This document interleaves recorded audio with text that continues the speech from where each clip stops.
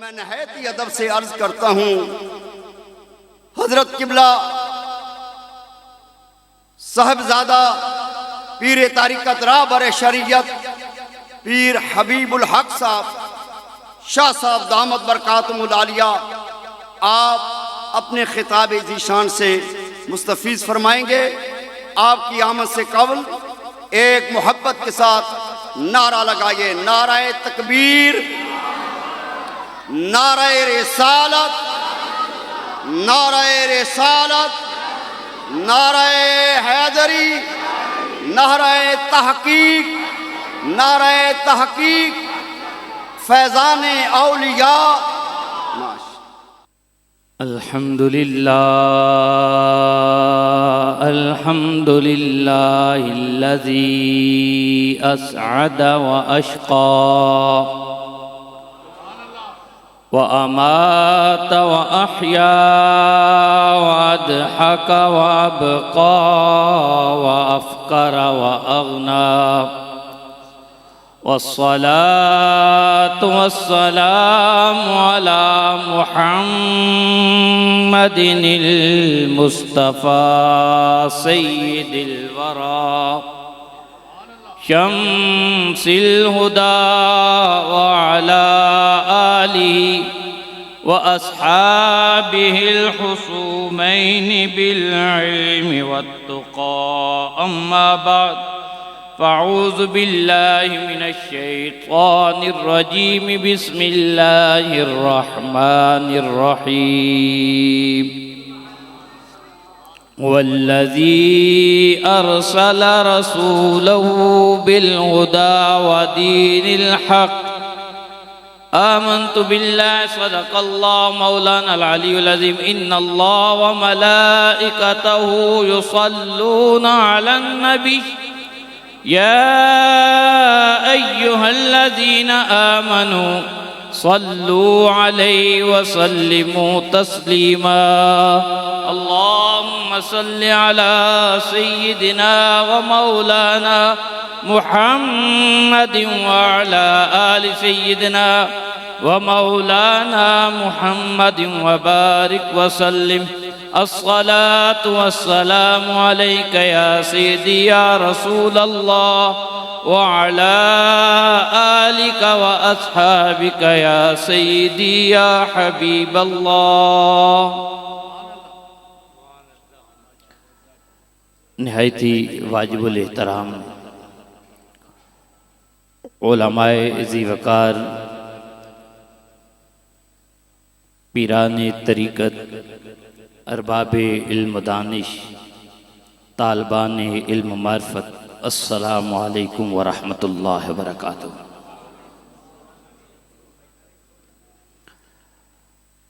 اللہ تعالیٰ کے فضل و کرم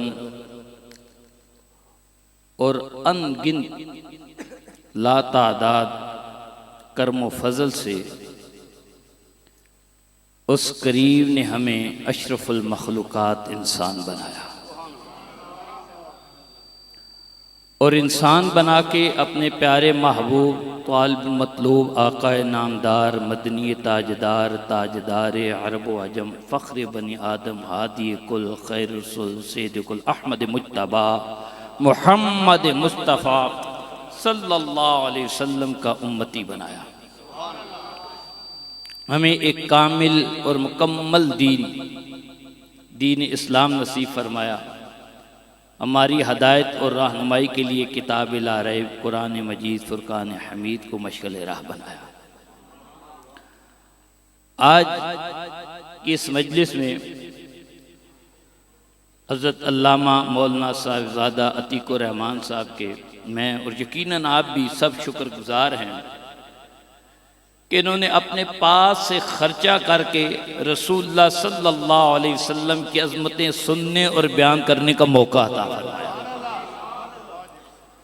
اور قبلہ پیر صاحب اور دیگر علماء کرام یہاں پر اس مجلس میں اس کو اور چار چاند لگانے کے لیے یہاں موجود ہیں. اللہ تعالیٰ اس ادارے کو، اس خانقاہ کو اور زیادہ فیض بار فرمائے. یہاں آنے والے طلباء کو علم دین اور یہاں آنے والے مریدین کو شریعت اور طریقت کے وہ انوار و تجلیات عطا فرمائے جو رب تعالیٰ کے پیغام تک پہنچنے کا ذریعہ بن جاتے ہیں۔ اذان گرامی القدر، آج عرس مبارک کا تیسرا دن ہے۔ آپ علماء کرام کے خطابات سنتے رہے، انشاءاللہ اور بھی سنیں گے۔ میں تو ایک طالب علم ہوں جو ان کی دعوت پر وہ جو ایک تعلق ہے جو کئی دائیوں سے ہے۔ آپ جامعہ رضویہ ضیاء العلوم میں کئی سال وہاں پر پڑھتے رہے، اللہ تعالیٰ آپ کے علم و عمل میں اور برکت عطا فرمائے۔ اور کل انشاءاللہ جامعہ رضویہ ضیاء العلوم کا 65واں تعلیمی سال نیا آغاز ہو رہا ہے، اور اس وقت تقریباً کئی ہزار طلبہ و طالبات زیر تعلیم ہے۔ اور یہ کیا ہے؟ یہ کسی انسان کی محنت نہیں ہے۔ حسبنا اللہ سیؤتینا اللہ من فضل ورسول، یہ سارا اس کریم ذات کا کرم ہے، وہ کام لے رہا ہے۔ یہاں بھی اسی کا کرم ہے، اس نے ڈیوٹی لگا رکھی۔ اگر آپ کی ڈیوٹی لگائی، میری ڈیوٹی لگائی، یہ ہمارے لیے فخر نہیں، رب تعالیٰ کے فضل و انعام ہے کہ ہمیں اس قابل سمجھا ہے، بلکہ اس قابل بنایا ہے۔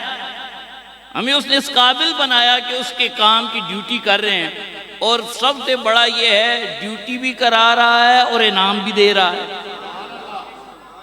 آخرت میں بھی انعام ہے، دنیا میں بھی انعام ہے۔ اس سے بڑا کرم و فضل کیا ہوگا؟ تو اللہ تعالیٰ اس ڈیوٹی کو خلوص دل کے ساتھ مجھے آپ سب کو کرنے کی توفیق عطا فرمائے۔ جو آیت کریمہ میں نے تلاوت کی ہے قرآن پاک کی، تمام یہ آیات مشہور ہیں لیکن یہ عموماً پڑھی جاتی ہے۔ رب تعالیٰ فرماتا ہے وَالَّذِي أَرْسَلَ رَسُولَهُ بِالْهُدَى وَدِينِ الْحَقِّ،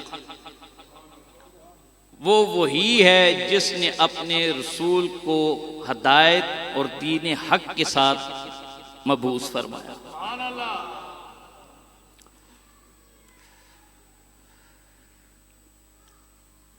اس ماشاءاللہ حضرت علامہ مولانا حافظ عبد الغفور صاحب، اللہ تعالیٰ علم کے علم و عمل میں بھی برکت عطا فرمائے، تشریف لائے۔ تو اسٹیج سیکرٹری کی ڈیوٹی میں ہی دے دیتا ہوں، انہیں آلم و سالم مرحبا کہتے ہیں۔ بلکہ وہاں بھی ایک ہی گاؤں میں دونوں رہتے ہیں، گاؤں تو نہیں شہر ہے لیکن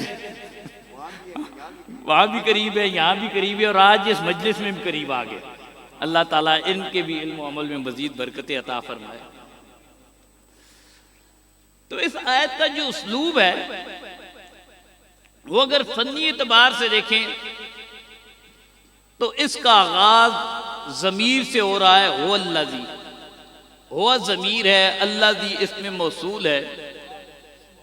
علماء کرام طلبہ جانتے ہیں کہ ان دونوں کا پتہ تب جلتا ہے جب مرجع یا صلہ موجود ہو۔ ہوا وہ کون؟ جب تک مرجع بیان نہ ہو پتہ نہیں چلتا کون ہے جس نے بھیجا۔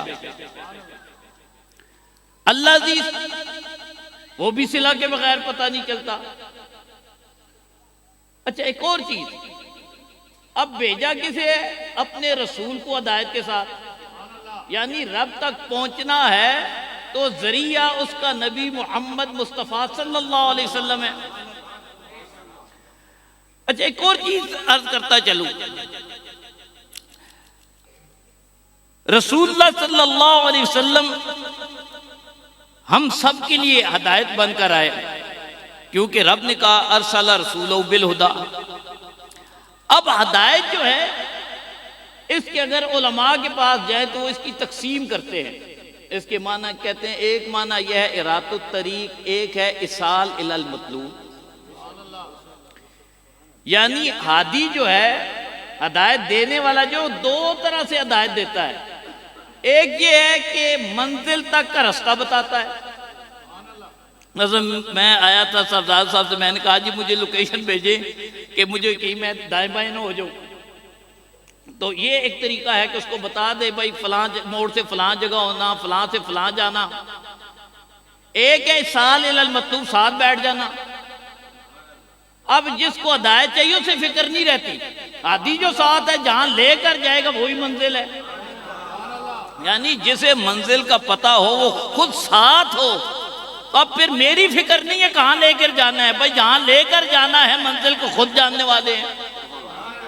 اچھا، اب رسول اللہ صلی اللہ علیہ وسلم ہم سب کے لیے رب تک پہنچنے کا ذریعہ ہے، لیکن قرآن پاک میں ہم دیکھتے ہیں اور بھی کئی ذرائع ہیں رب کی معرفت کے۔ رب تعالیٰ قرآن پاک میں فرماتا ہے وَإِنَّ لَكُمْ فِي الْأَنْعَامِ لَعِبْرَةً نُسْقِيكُم مِّمَّا فِي بُطُونِهِ مِن بَيْنِ فَرَثٍ وَدَمٍ لَبَنًا خَالِصًا سَائِغًا لِلشَّارِبِينَ۔ یعنی رب تک پہنچنے کا رب کہتا ہے کہ ایک ذریعہ کیا ہے کہ تم چوپایوں پر گائے بکری بھینس اس پر غور کرو، اس میں بھی غور و فکر ہے، اس میں غور و فکر کرو گے رب کو پہچان لو گے۔ یہ خود نہیں، اتنا عظیم نظام بنانے والا کوئی موجود ہے۔ وہ نظام کیا ہے کہ وہ تمہیں پلاتا ہے کیا؟ لبنن خالصاً سائغاً للشاربین۔ لیکن یہ بنتا کیسے ہے؟ اتنا خوشبودار، ذائقہ دار، ہاضمے دار، آسانی سے گلے سے اترنے والا، سہولت سے اتر، یہ سائغ ان کے سارے معنی بیان کیے جاتے ہیں، مزیدار بھی ہے، ذائقہ دار بھی ہے، خوشبودار بھی ہے، آسانی سے گلے سے اترنے والا بھی ہے، ہاضمے دار بھی ہے۔ یعنی اتنا اعلیٰ خوراک ہے اور اتنا آسان ذو ہضم ہے کہ بچے کی پہلے خوراک بنتا ہے، جو بچہ اور کچھ نہیں کھا سکتا اسے بھی دودھ پلایا جاتا ہے، اتنا آسانی سے ہضم ہونے والا ہے۔ لیکن بنتا کیسے ہے؟ رب فرماتا ہے ہوتا کہاں میں؟ بین فرث و دم، گوبر اور خون کے درمیان سے نکلتا ہے۔ یعنی ایک جانور گھاس کھایا، بوسا کھایا، پانی پیے، ایک جگہ جمع ہوتا ہے، بوسا بھی وہیں جا کر معدے میں جمع ہوتا ہے، گھاس بھی وہیں جمع ہوتا ہے، پانی بھی، پتے جو کھاتا ہے وہیں جمع ہوتا ہے۔ اب وہی پتا خون بھی بناتا ہے، وہی پتا دودھ بھی بناتا ہے، وہی گوبر بھی بناتا ہے، لیکن جب دودھ آتا ہے تو نہ گوبر کا ذائقہ ہے نہ پتے کا شائبہ ہے۔ یہ اتنا پیور کر کے کون نکالتا ہے؟ جب یہ غور کرتا ہے تو رب تک پہنچ جاتا ہے۔ رب کیا کہ وَإِنَّ لَكُمْ، اور پھر تحقیقاً بیان کیا، بے شک انہا حرف تاکید ہے، اور تحقیق ہوتی کہیں ہے کئی تو الالمنکر، جب توقید، جب منکر سے کلام ہو تو وہاں تاکید ہوتی ہے۔ یعنی اس نظام میں رب تک پہنچنے کا ذریعہ ہے، اور تاکید کے ساتھ رب بیان کرتے ہیں ان پر غور کرو تو تم رب کو پہچان لو گے۔ یعنی یہ بھی ہدایت تک پہنچنے کا ذریعہ ہے، لیکن اکمل ہدایت کون سی ہے؟ وہ محمد مصطفیٰ ہے۔ ہدایت یہ بھی ہے۔ اسی طرح زمین و آسمان کے نظام کے بارے میں رب نے فرمایا ان فی خلق السماوات والارض واختلاف اللیل والنہار والفلک التی تجری فی البحر۔ یہ زمین و آسمان، یہ چاند ستارے، یہ بڑے بڑے لوہے کے، چلے پہلے تو نہیں، اب جو جنگ کے ماحول ہے نا، بتاتے ہیں امریکہ کے اتنے بڑے بڑے بحری جہاز ہیں جن پر پورے پورے ایئرپورٹ ہے، سینکڑوں طیارے ایک ایک جہاز پر کھڑے ہیں، لوہے کے جہاز ہیں لیکن ڈوبتے نہیں ہیں۔ سوئی پانی میں ڈالو جو تولے کی بھی نہیں ہوتی ڈوب جاتی ہے، یہ کتنے کتنے ٹن کا ہے، نہیں ڈوبتا۔ تو ہے نا غور کی بات، کوئی تو ہے جس نے اسے بھی پانی پر تیرایا ہے، تو اس میں بھی نشانی ہے۔ یہ ساری نشانیاں ہیں، لیکن جو سب سے اعلیٰ نشانی ہے اور ایسی نشانی، اچھا ایک اور بات، یہ نشانیاں ہیں لیکن ان نشانیوں سے انسان کو ہدایت بھی ملتی ہے۔ ہدایت لینے والوں نے ہدایت لی، اس لیے ایک مسئلہ میں اس طرف چلا جاؤں گا تو اور لمبا ہو جائے گا کہ ہر انسان کے لیے واجب تھا یا نہیں تھا، وہ طویل ہے، جس تک رسالت کا پیغام نہ پہنچے اس کے لیے کیا حکم ہے۔ لیکن رسول اللہ صلی اللہ علیہ وسلم کون سے ہادی ہیں؟ وہ ہادی ہیں جو اکمل ہیں۔ ہدایتیں کئی طریقوں سے ملتی ہیں لیکن سب سے اعلیٰ ہدایت کس کی ہے؟ وہ رسول اللہ صلی اللہ علیہ وسلم۔ آپ کی ارادۃ الطریق بھی ہے، اصال الی المطلوب بھی ہے۔ آپ پیغام دیتے بھی ہیں اور جن کو چاہتے تھے رب سے مانگ کر انہیں منزل تک پہنچایا بھی ہے۔ حضرت عمر کے لیے دعا نہیں کی؟ عمر بن خطاب کو رب سے مانگا نا، منزل تک پہنچایا، باقیوں کو ہدایت دکھائی، ساروں کو نہیں کہہ رہا، ہم جیسوں تک رسول اللہ کی ہدایت، آپ کے پیغامات حدیث کی روشنی پہنچے، قرآن کی روشنی پہنچے، لیکن ایک کثیر وہ تعداد بھی ہے جنہیں رسول اللہ خود منزل تک پہنچا رہے ہیں۔ بلکہ حضرت عمر رضی اللہ تعالیٰ عنہ کے حوالے سے بات آئے گی۔ امام جلال الدین سیوطی رحمۃ اللہ تعالیٰ علیہ کی ایک کتاب ہے الحاوی للفتاوی،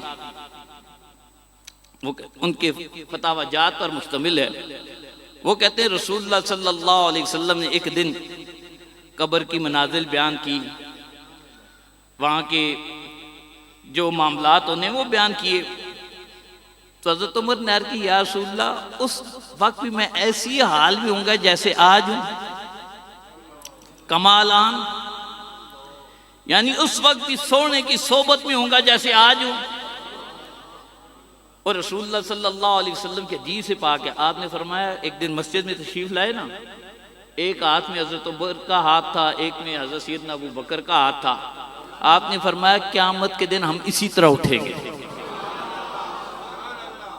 یعنی ان کے ہاتھ جو آج میں نے پکڑے ہیں نہ یہ قبر میں چھوٹیں گے نہ حشر میں چھوٹیں گے، یہ میرے ساتھ ساتھی ہیں، یعنی سونے کے ساتھ اب انہیں پریشانی نہیں ہے کہ صاحب کیسے ہوگا کیا دیں گے، جب سونا ساتھ ہے لجپال پریت توڑ دے نہیں، جدی باں پھڑ لاؤں پھر چھوڑ دے نہیں۔ تو عرض کی یا رسول اللہ قبر میں بھی یہ حال ہوگا؟ اچھا ایک بڑا عجیب جملہ جلال الدین سیوطی نے وہاں نقل کیا، کہتے ہیں حضرت عمر کہنے لگے پھر جب وہ منکر نکیر آئیں گے نا، وہ منکر نکیر جب آئیں گے وہ پوچھتے ہیں نا ہر ایک سے آج مجھے من ربک کا یہ سوال ہے، کہتے ہیں پھر میں بھی ان سے پوچھوں گا من ربکما، وہ ہر ایک سے پوچھ رہے ہیں، سوال و جواب کر رہے ہیں، تو میں رسول اللہ کو غلام ہوں، پھر میرا بھی حق ہے میں بھی پوچھوں۔ آپ کا وصال ہو گیا۔ حضرت عبداللہ بن عمر رضی اللہ تعالیٰ عنہ نے ایک دن خواب میں دیکھا، اور یا تو تھا ابا جی نے اتنا بڑا دعویٰ کیا تھا اور ایسا دعویٰ کیا تھا پہلے سنا ہی نہیں کہ یہ سوال و جواب بندہ بھی کر سکتا ہے۔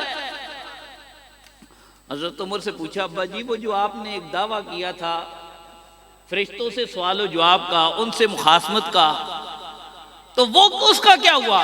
کہا بیٹا وہ آئے تھے، انہوں نے اپنے سوال کیے، جب سوال کر چکے نا تو پھر میں نے پوچھا من ربکما فنظر احدہما الی الآخر، جب میں نے سوال کیا نا تو ایک دوسرے کو دیکھنے لگے یہ کون ہے یا یہ کیا ماجرا ہے۔ اب وہ ایک دوسرے کو دیکھنے لگ گئے تو ایک نے پھر دوسرے کہا تمہیں پتہ نہیں رسول اللہ کا غلام عمر ہے، کہتے جب یہ کہا نا تو دونوں مجھے چھوڑ کر چلے گئے۔ تو یہ کیا ہے کہ جن کو رسول اللہ اصال المطلوب دیتے ہیں تو پھر اس انداز سے دیتے ہیں، وہ قبر میں سوال کا جواب بھی دیتے ہیں اور سوال بھی پھر کرتے ہیں۔ تو میں کیا کہہ رہا ہدایت ہے۔ اچھا ہدایت نا رسول اللہ صلی اللہ علیہ وسلم کی ہدایت تو بہت اعلیٰ ہے نا، اس کو تو ہم اگر سوچنا چاہیں تو اس کی وسط سوچ بھی نہیں سکتے۔ حضرت غوث اعظم رضی اللہ تعالیٰ عنہ تمام ولیوں کے امام، ٹھیک ہے، ان کا ایک قول ہے اور نقل ایسی کتاب میں ہے جو مشہور ہے ولیوں کے منکر کے طور پر۔ علامہ ابن تیمیہ ہے، علماء سارے جانتے ہیں، یہ صوفیاء کا عموماً اولیاء کا بڑا مخالف ہے، ناقد آدمی ہے۔ خاص طور پر شیخ اکبر رحمۃ اللہ تعالیٰ علیہ کے خلاف تو بہت سخت انداز اس نے اختیار کیا، محی الدین ابن عربی رحمۃ اللہ تعالیٰ علیہ کے حوالے سے۔ لیکن بات آگی سیدنا غوث اعظم کی۔ کسی نے سوال کر کے ہی لوگ ہوتے ہیں نا چلو اج پکڑو سنا ایسا پوچھو انہوں بارش کی آخر ہے، ان پوچھا سوال کیا، کہا جی ایک سوال ہے، سیدنا غوث اعظم کا ایک قول ہے، وہ کہتے ہیں کثیر من الرجال اذا وصلوا الی القضاء والقدر امسکوا. بہت سے کاملین ایسے ہیں، اولیاء کہہ لیں، علماء کہہ لیں، صلحاء کہہ لیں، جب ان کی نگاہ تقدیر پر پڑتی ہے، قضاء و قدر پر پڑتی ہے، جب دیکھتے ہیں تقدیر میں لکھا یہ ہے، رک جاتے ہیں. بھائی مرید ہے، دیکھا ہو اس کی قسمت کی گمراہی لکھی ہے، اب کوئی فائدہ نہیں، اس کو میں کیا کروں گا، تقدیر جو لکھی ہوئی ہے. یا دیکھا یہ تو مرنے والا ہے، نظر یہ بھی کاملین ہے جن کو پتہ چل جاتا ہے وقت کتنا رہ گیا، اس کی تو یہی بیماری، اسی میں جانا ہے، اب دعا کرنے کا کیا فائدہ. تو کہتے ہیں وہ کثیر ایسے ہیں جو رک جاتے ہیں. کہتے ہیں لیکن وہ اور ہیں، میں اور ہوں. انن فتحت لی فی روزنا، کہتے ہیں جب تقدیر میں میرے لیے کھڑکی کھلتی ہے نا، میں بھی نگاہ ڈالتا ہوں، لوح محفوظ پر نگاہ جاتی ہے، کیا لکھا ہے، تو پھر میں چپ نہیں کرتا. فنازعت، کہتے ہیں یہ لفظ بھی بڑا سخت ہے، علماء جانتے ہیں، میں تو اس کا جو لفظی ترجمہ ہے وہ بھی نہیں کر سکتا. منازع جو ہے یہ آپ اور میں کر سکتے ہیں، صاحب ساتھ ادب سے میں کر سکتا ہوں، لیکن رب وہاں انہوں نے کہا کہ میں پھر ایسے نہیں چپ کرتا. نازع تو جہاں پھر میں نہیں چپ کرتا، اقدار الحق بالحق للحق، تو پھر میں تقدیر میں جو لکھا ہوتا ہے اس پر چپ نہیں کرتا. وہاں تقدیر میں حق کی لکھی ہوئی تقدیر میں حق کے ساتھ حق کے لیے پھر وہاں کچھ دعا کر لیتا ہوں، مچل جاتا ہوں. اور رب تعالیٰ کی بارگاہ میں ایسے مقبول ہے جب کہتے ہیں، رب نے فرمایا نا کچھ ایسے بھی ہے جب ان کی زبان سے کچھ نکلتا ہے تو میں پورا کر دیتا ہوں. حضرت انس رضی اللہ تعالیٰ عنہ کے نا چچا، صحیح حدیث پاک ہے، غالباً بخاری شریف میں تھی، اب میرے ذہن میں نہیں، لیکن انہی کتابوں موجود ہے. ان کی ایک ہمشیرہ تھی، کسی خاتون سے جھگڑا ہوا تو ضرب لگ گئی، اس کے دانت ٹوٹ گئے. اب قصاص کا معاملہ ہے، انہوں نے اس قبیلے کے اس خاتون سے جا منت سماجت کی، چھوڑ دو، ہماری بہن ہے، اس کے دانت معاف کر دو، یا اس کا عوض لے لو، جو دیت بنتی ہے وہ لے لو. انہوں نے کہا نہیں، ہم نے قصاص ہی لینا ہے، چلو بارگاہ رسالت میں.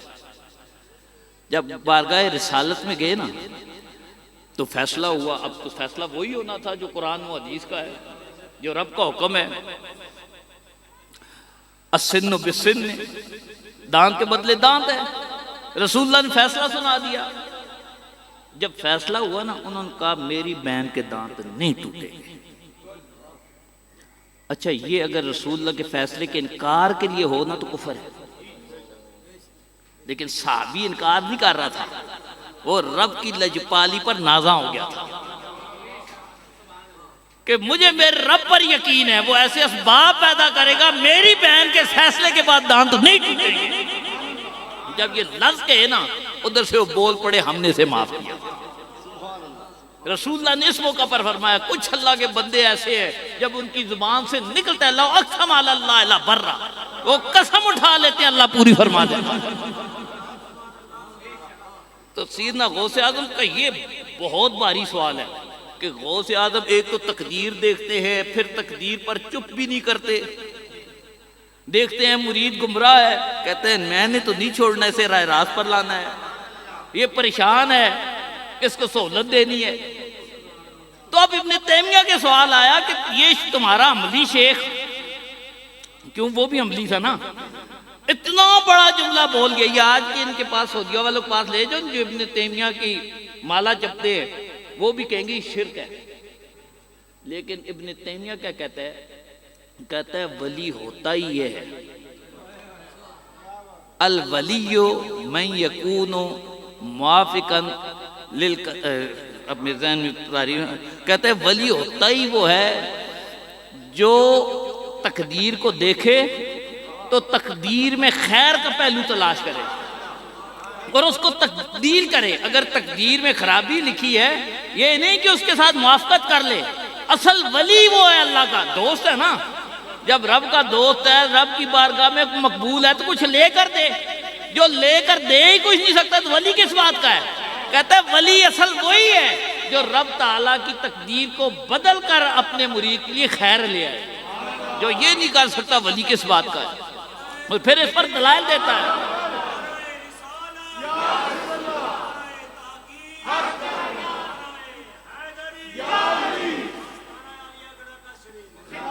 تو ولی ہے ہی وہ جو اس تقدیر کو تبدیل کرنے کی استطاعت رکھتا ہو.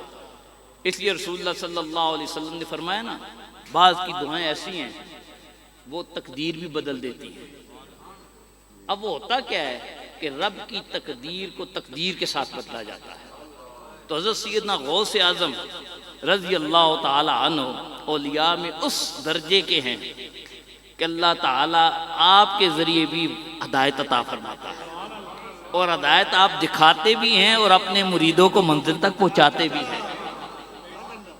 آپ کی جو کتابیں لکھی گئی ہیں ہم نے تو وہ عموماً پڑھتے ہیں, کرامات پر ہی ہمارا دھیان ہے. فتوح الغیب پڑھیں, دیگر کتب پڑھیں جس میں آپ نے اپنے مریدوں کو واضح نصیحت کی ہے. وہ پڑھے تو پتہ چلتا ہے کس درجے کی توحید اور توکل ہے. حضرت سیدنا غوث اعظم کے آپ پڑھیں نا جو دروس ہیں تو انسان کی, بلکہ مجھے ایک عالم کہنے لگے کہ حضرت سیدنا غوث اعظم کے اگر یہ دروس جو آپ کی نصیحتیں ہیں یہ اگر پہلی امتوں میں ہوتے نا تو جس طرح حضرت لقمان کا ذکر, ان کی دانائی کا ذکر قرآن میں ہے, یہ قرآن میں ہوتا.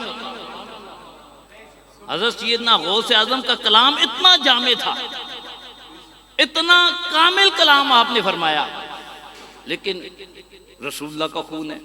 اور پھر اسی لیے مجدد پاک نے ہے مجددی, ان لکھا کتب تو بہت ہے, اپنا لکھا میں بھی کتب ہوں, لیکن کتب الاقطاب سیدنا غوث اعظم ہی ہے. اس دور میں جس کو بھی روحانی فیض ملتا ہے, جتنے کتب ہیں, جتنے اقطاب ہیں پوری دنیا میں اگر کہیں ہیں تو غوث اعظم کی تشریف آوری کے بعد امام مہدی کے آنے تک جسے بھی فیض ملے گا سیدنا غوث اعظم سے ملے گا. اس لیے امام جلال الدین سیوطی رحمۃ اللہ تعالی علیہ نے امام علوسی رحمۃ اللہ تعالی علیہ خود بھی سید ہیں.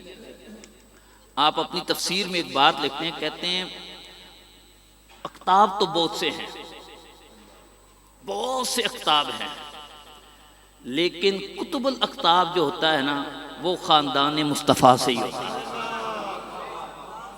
اور یہ بات مجدد پاک نے اوپر لکھی, انہوں نے نئی بات نہیں کی. حضرت مجدد صاحب نے بھی یہ جو بائرہ ائمہ ہیں نا, اب تو یہ بھی ہے نا یہ شیعوں کے ائمہ ہیں, اپنا سب کچھ دوسروں کو دے دو, صحابہ بھی دوسروں کو دے دو, وہ ایک سپاہ بنی ان کے والے کر دو, آل بیت جو ہے ان کے والے کر دو, خود خالی بیٹھ جاؤ, توحید بھی کسی اور کے والے کر دو,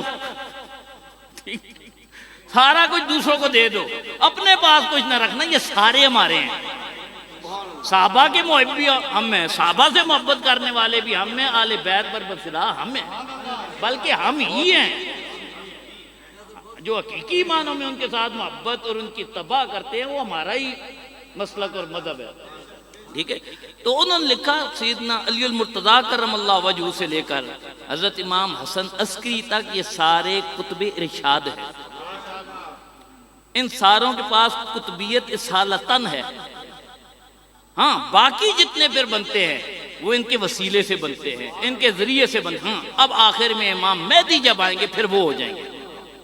حسن عسکری سے لے کر امام سیدنا غوث اعظم تک حضرت عسکری کا دور ہے, سیدنا غوث اعظم سے لے کر قرب قیامت امام مہدی کے دور تک سیدنا غوث اعظم کا دور ہے, پھر دور سیدنا امام مہدی کا شروع ہو جائے گا. لہذا یہ سارے ائمہ ہمارے. ہاں اب مسئلہ ہے یہ امام کے معنی میں, وہ کسی اور معنی میں امام کہتے ہیں, ہم کسی اور معنی میں کہتے ہیں. ٹھیک ہے. ہماری اصطلاح میں جو امام ہے وہ کیا ہے, وہ ہدایت میں رہنمائی کرنے والے ہیں. نیکیوں میں رہنمائی کرنے والے ہیں. لوگ امام کو بخاری کو امام نہیں کہتے, مسلم کو امام نہیں کہتے, تو وہ کیا شیعوں والے امام کے معنی میں لیتے ہیں؟ امام حسن حسین کو امام نہیں کہتے. تو یہ سارے امام جو ہے یہ اس معنی میں امام ہے جس معنی میں امام حسن حسین امام ہے, ہدایت دینے والے ہیں, ہمارے ہادی ہیں, ہمارے مرشد ہیں, اس معنی میں ہے. وہ معنی نہیں ہے جو دوسرا طبقہ لیتا ہے. لہذا یہ ان کے نہیں, یہ ہمارے ہی امام ہیں. یہ سیدنا پیر میر علی شاہ صاحب کو پڑھے, تاجدار بریلی کو پڑھے, انہوں نے اپنا امام لکھا. تو یہ ہمارے امام ہیں, غیروں کے نہیں ہیں. یہ کسی کی سازش نہیں ہے. اگر یہ سازش ہے تو ان سارے ولیوں نے کی ہے. وہ ایک میں نے سنا کوئی شخص کہہ رہا تھا یہ کس نے سازش کر دی کہ انہیں امام سنیوں کا بنا دیا. اللہ اکبر. ہم امام شافعی کو امام کہتے ہیں, احمد بن حنبل کو امام کہتے ہیں, مالک کو امام کہتے ہیں, نعمان بن ثابت کو امام, بلکہ امام الائمہ کہتے ہیں. ٹھیک ہے, تو اس معنی میں یہ امام ہے. یہ اپنے اپنے فنون میں امام ہے. کوئی فقہ میں امام ہے, کوئی حدیث میں امام ہے, وہ روحانیت میں امام ہے. ٹھیک ہے.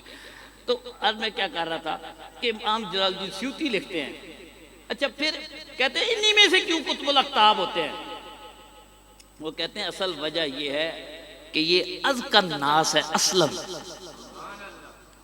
کہ ان کی اصل جو ہے نا آب تطہیر سے جس میں پودے کھلے, یہ ان کی اصل ہے. اس کے اعتبار سے یہ ازکا ہیں, سب سے زیادہ پاکیزہ ہیں. وَأَوْفَرُمْ فَضْلًا, اور فضل کے اعتبار سے سب سے زیادہ ہے. تو یہ وہ وجہ ہے کہ جب قطب الاقطاب کے انتخاب کا موقع آتا ہے تو پھر یہ سامنے ہوتے ہیں. تو میں یہ کہہ رہا تھا کہ یہ لوگ جو اولیاء ہیں ان کا بڑا فیض ہے.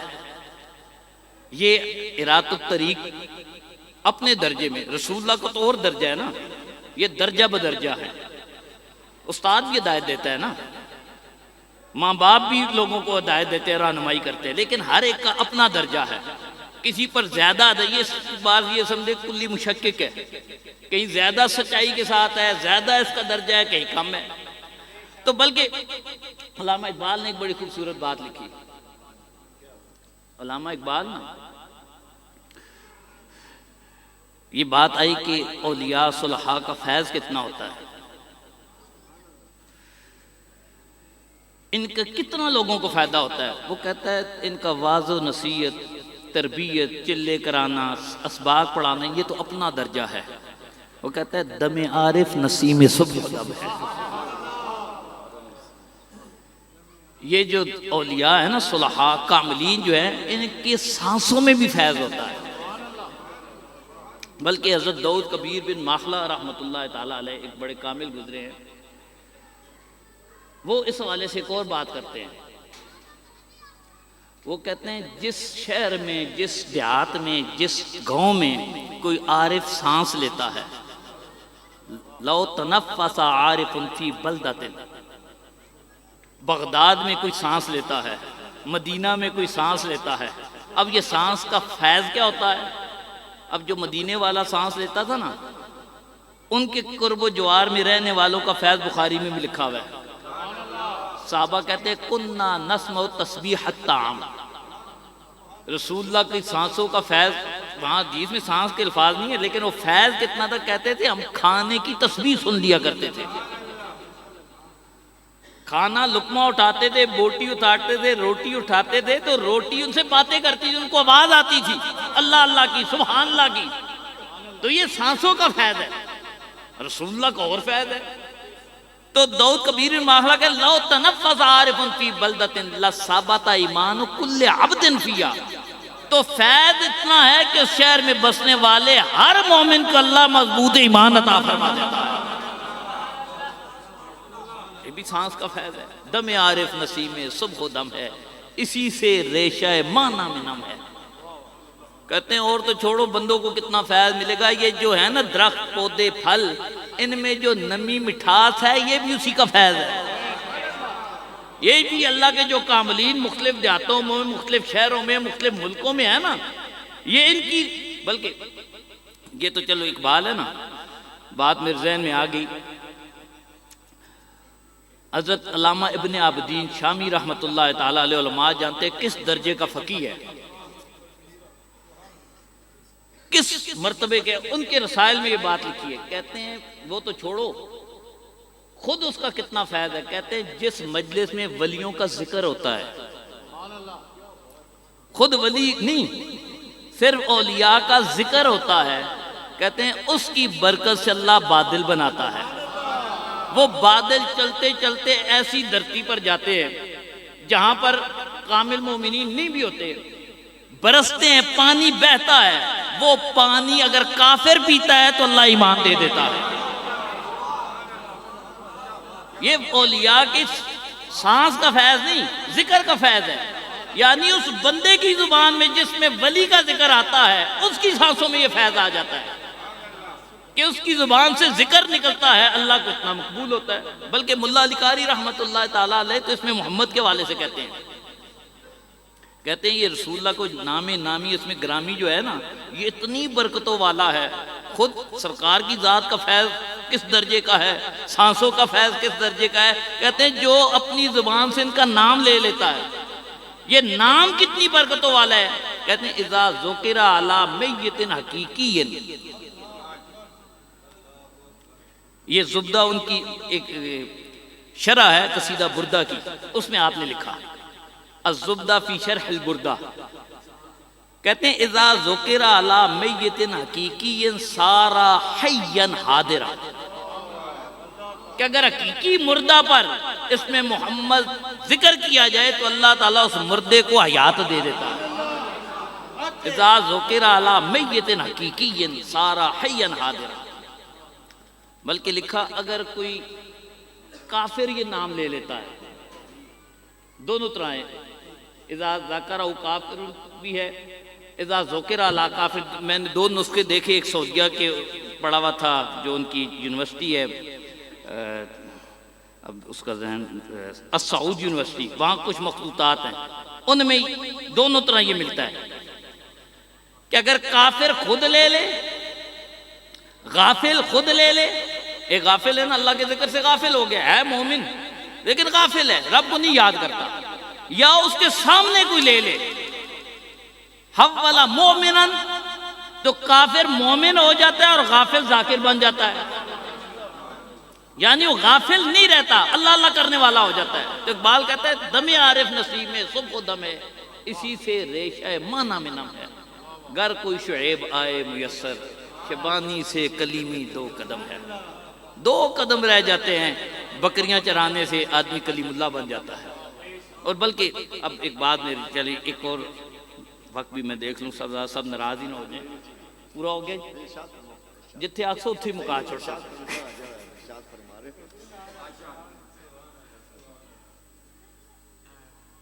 علامہ طیبی ہیں، مشکاہ شریف جو ہماری مشہور کتاب ہے، اس کے شارح ہیں، بلکہ اولین شارحین میں سے شیخ محقق اور ملا علی قاری ان کی بعد میں شرح کی، یہ پہلے شارح ہیں. وہ کہتے ہیں کہ حضرت موسیٰ کلیم اللہ، ان کو نبوت ملی نا، کلیم اللہ بن گئے، تو پہلے بکریاں بھی چرانے کا ایک دور ہے. اور یہ بکریاں چرانا کوئی عیب نہیں ہے. ہمارا ایک معاشرہ ہے نا، سمجھتے یار یہ بکروال ہے، اسے حقیر سمجھ رہے ہوتے ہیں اس کے پیشے کی وجہ سے. اسے حقارت سے نہ دیکھو، یہ انبیاء کام کرتے تھے. بلکہ رسول اللہ صلی اللہ علیہ وسلم کے ساتھ صحابہ ایک جگہ تھے نا، تو پھل کچھ چن رہے، جیسا بیریاں وغیرہ ہوتے ہیں نا، تو رسول اللہ نے کہا ان میں سے جو کالا ہے نا وہ چنو. جیسا آپ کے پہاڑوں میں نکل جائے نا، مختلف بیریاں ہیں، مختلف فروٹ ہیں جو عام بازاروں میں نہیں بکتے، وہیں ملتے ہیں. اور جو لوگ یہ جانور لے کر جاتے ہیں، بکریاں، وہ پہچانتے کون سا کھانے والا ہے، کون سا زہریلا ہے، اور کب کھانے کے قابل ہے، کب نہیں ہے کھانے کے قابل. رسول اللہ نے کہا یہ اس میں سے جو کالا ہے نا یہ والا چنو. ان کہا کہ یا رسول اللہ یہ معلومات تو جو بکریاں چراتے انہیں ہوتی ہے، کیا آپ نے بھی کبھی بکریاں چرائی ہیں؟ آپ نے فرمایا صحابہ سنو، اللہ کا کوئی نبی ایسا نہیں جس نے بکریاں نہ چرائی. یہ صرف ایک نبی کی سنت نہیں، تمام انبیاء کی سنت ہے. اچھا، اب میں جب یہ حدیث پاک والد گرامی نے پڑھائی نا، تو آپ نے اس میں کئی حکمتیں بیان کی. دعا کرے اللہ انہیں صحت عطا فرمائے. آپ نے کہا بکری چرانے والے کے دل میں رحم پیدا ہوتا ہے. اس کے مزاج میں سختی نہیں رہتی، اس کے دل میں مخلوق سے محبت پیدا ہوتی ہے۔ اس لیے رسول اللہ صلی اللہ علیہ وسلم کی حدیث پاک ہے، جو مخلوق پر رحم نہیں کرتا اس پر رحم نہیں کیا جاتا۔ من لا یرحم لا یرحم، لا یرحم جو لا یرحم جو رحم کرتا نہیں اس پر رحم کیا جاتا نہیں۔ تو اس میں حکمت کیا ہے؟ کہتے فرمایا آپ نے کہ اس میں یہ ہے کہ بڑا جانور ہے، بھینس گائے، اس کو آپ ڈنڈا مار سکتے ہیں، یہ چھوٹا ہوتا ہے نا، بکری کو نہیں مارتا کوئی بھی، اسے پتہ ہے بھینس کو ڈنڈا ماریں گے یہ برداشت کر لے گی، بکری کو مارے گی نقصان ہو جائے گا۔ اور پھر بکری پالنا مشکل پڑا ہے، یہ ایک جگہ رکتی نہیں ہے، اس کی رسی کھولو وہ باغی وہ باغی وہ باغی۔ اب امتحان ہے، امتحان کیا ہے؟ اس کو کھانا بھی کھلانا ہے، درندوں سے بچانا ہے، یہ تربیت ہے نا۔ کیونکہ کل آپ نے قوم کی نگرانی کرنی ہے، کوئی ادھر بھاگ رہا ہے، کوئی ادھر بھاگ رہا ہے، کوئی شرک کے پیچھے بھاگ رہا ہے، کوئی کفر کے پیچھے بھاگ رہا ہے، کوئی حرام کے پیچھے بھاگ رہا ہے، ان ساروں کو بچا کر ہدایت پر لانا ہے، اور لانا ہے ان کا نفع کرنا ہے، نقصان نہیں کرنا۔ دیکھیں نا طائف میں پتھر مارے گئے، خون ہی خون ہو گیا، لیکن پھر بھی دعائیں ہیں، ان کی خیر خواہی ہے، بربادی نہیں۔ مطلوب کیا ہے؟ یا اللہ انہیں ہدایت دے دے، یا اللہ انہیں پر رحم کر، انہیں ہدایت عطا فرما، یہ ہے وہ تربیت۔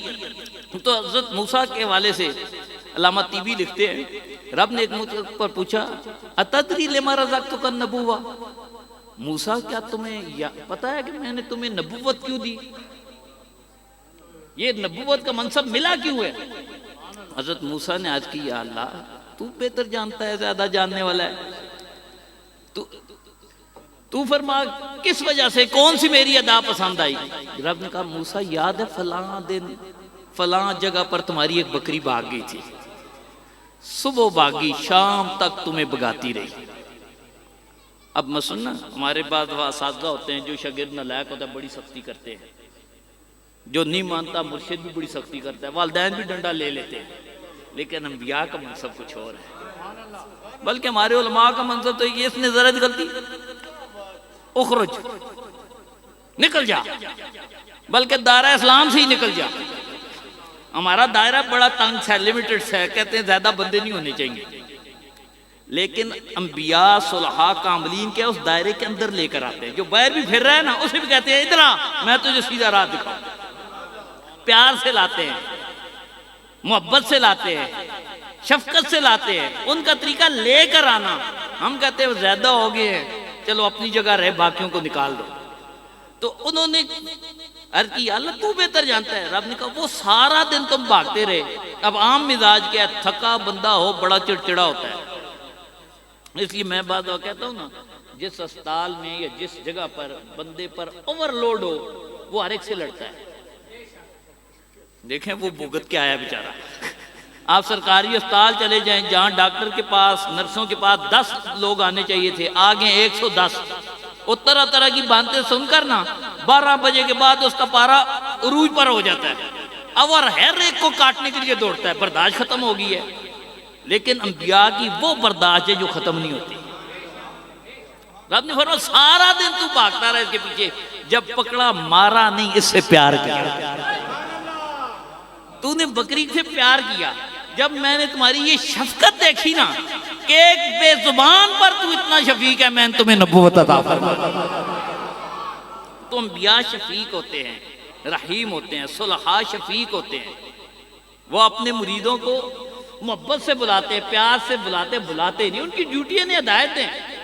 تو یہی بات سیدنا غوث اعظم کے حوالے سے ابن تیمیہ کہتا ہے کہ اصل تو ہے ہی وہ جو لوگوں کو ہدایت کی طرف، رب کا حکم کیا ہے، انہیں نیکی کی طرف لاؤ، برائی سے بچاؤ، اور یہی حدیث پاک میں بھی حکم ہے نا، من رأى منکم منکرا فلیغیر بیدیہ، اگر کر سکتے ہو تو ہاتھ پکڑ کر اسے روکو، اگر تمہاری استطاعت ہے، تمہاری قدرت ہے تو ظالم کو ظلم سے ہاتھ پکڑ کر روکو۔ مظلوم کو بچانا ہے، ظالم کو بچانا ہے، یہاں دونوں کی خیر ہے۔ یہ ظلم نہیں کرے گا تو جہنم سے بچے گا، وہ نقصان سے بچے گا۔ اگر کر سکتے ہو تو اسے ہاتھ سے روکو، وہ استطاعت نہیں، زبان سے روکو، وہ بھی نہیں ہے تو پھر دل سے برا جانتے ہیں، ٹھیک ہے؟ تو اصل کاملین وہی ہیں، وہ کیا ہے؟ وہ محبت سے، پیار سے، رحم سے، شفقت سے اہل علم کو اپنی طرف بلاتے ہیں، اپنے مریدین کو بلاتے ہیں، شاگردوں کو بلاتے ہیں، اور یہی ہمارے صوفیاء کا طریقہ کار رہا۔ اسی لیے کیونکہ ہمارا تعلق تاجدار گولڑا پیر میر علی شاہ صاحب سے ایک طرف وہ ہے، دوسرا تاجدار بریلی سے ہے، اسی لیے گلستان نے میرے دی جامع رضیہ ضیاء الدین۔ تو چشتیوں کا آپ کو پتہ ہے نا، حضرت خواجہ معین الدین غریب نواز ہیں، مسلمان نواز نہیں ہیں، کہ جو بھی کمزور ہے نا اس کے ساتھ مہربانی کریں، اس کی رہنمائی کرنی ہے، اور یہی صوفیاء کا طریقہ ہے۔ اللہ تعالیٰ مجھے آپ سب کو صوفیاء کے نقش قدم پر چلنے کی توفیق عطا فرمائے، اور اس ادارے کو اور زیادہ برکتیں عطا فرمائے۔ وآخر دعوایا الحمدللہ رب العالمین۔